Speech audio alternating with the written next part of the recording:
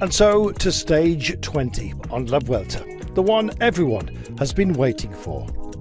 Spectacular scenery and a whole raft of climbs out there to decide, well, all the places including the King of the Mountains jersey competition. What would be in store? A day full of drama and indeed a willingness, we hoped, to get into a breakaway. Would it be the GC men at the end of the day, or indeed another story to be told? We're about to find out. 172 kilometres of racing, and with all the climbs, destination Pico Blanco added together, over 5,000 metres of altitude gain. Well, what goes up must come down, and of course the worry was that we might have some inclement weather on all of the descents. Thankfully, the sun shone, and indeed, we waited for the start.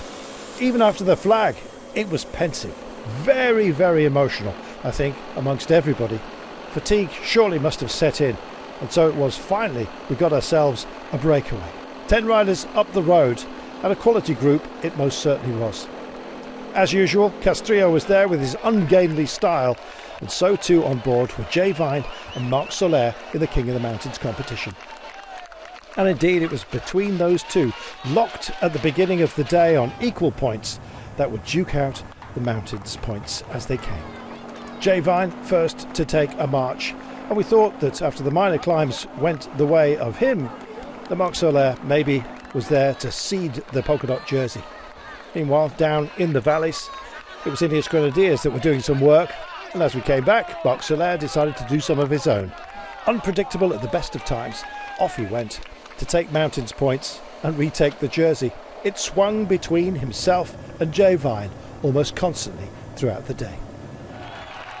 Well, the kilometres started to ebb and we came to our final couple of climbs, and indeed it was of course Soler that just seemed to be in the bird seat as far as this competition was concerned. In fact, they were retied on the points during the day, with Soler leading the competition courtesy of having taken more, indeed higher grade climbs along the way. And then this, Soler finally pulling the pin on his own day. Surely the most combative rider within the entire race will be awarded to this man tomorrow. Well, that left Jay Vine up front, but the sorting out amongst the GC favourites was happening. So it was that some of the moves were being made, and quite frankly, some of them just seemed plain crazy.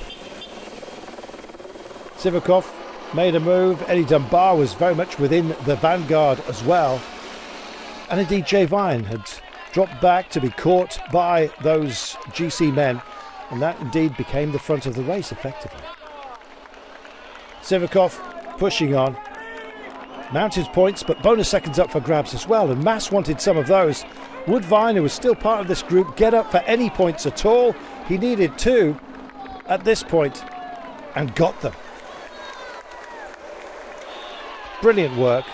Well, at that moment, Richard Carapaz was ceding time to Enric Mas, who was picking up bonus seconds out on course and clearly had a design on taking some towards the end.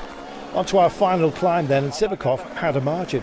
43 seconds. Eddie Dunbar had been quiet all day, stuck within that group, suddenly decided to impose himself with 5 kilometres to go.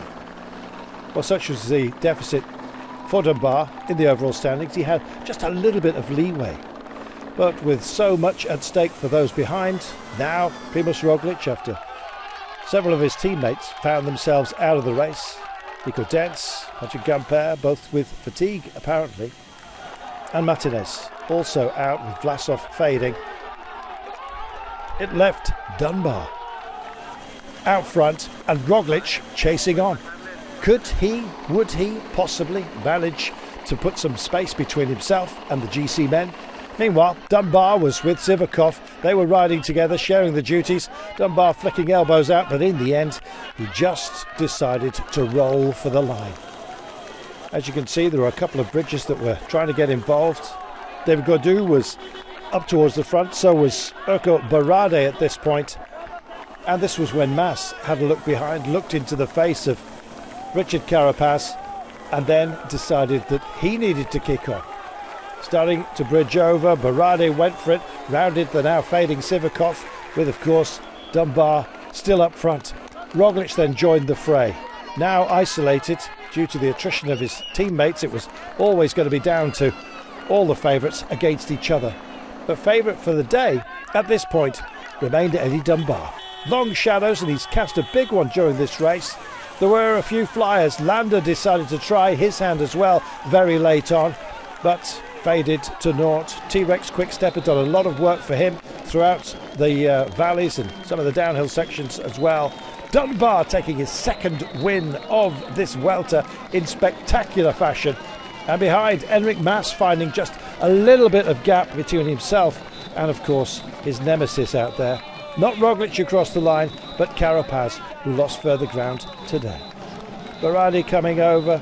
Super effort as well by Ben O'Connor, who managed to hold on to a podium place. Godot crossing the line.